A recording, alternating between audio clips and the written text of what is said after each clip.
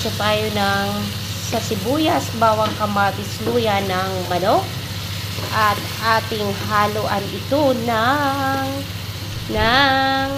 okra para healthy ang ating pagkain. Ayan guys, ginisa ko yan sa kunting mantika at sa mga ricados. At saka ko ay maanghang sarili niyang gabi. Ayan na guys, hinalo na natin ang ating okra sa ating chicken. Ayan guys, lagi tayong kakain ng gulay para tayo ay laging malakas at hindi magkakasakit guys. Ayan, ito ay maganda sa may mga mataas ang sugar, sa may diabetes. So ayan guys, ayan ang aking niluto na manok na may okra. So mayroon yan tomato paste.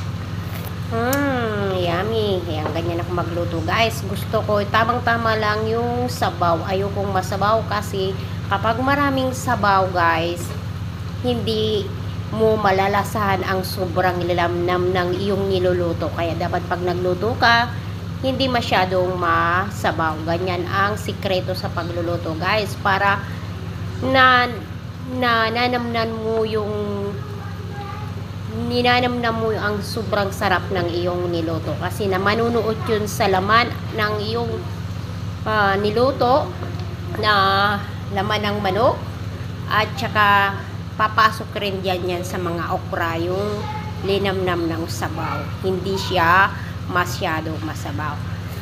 Ganyan lang ang sikreto guys. So thank you for watching. Luto na ang aking masarap na manok na may okra. So guys, let's eat!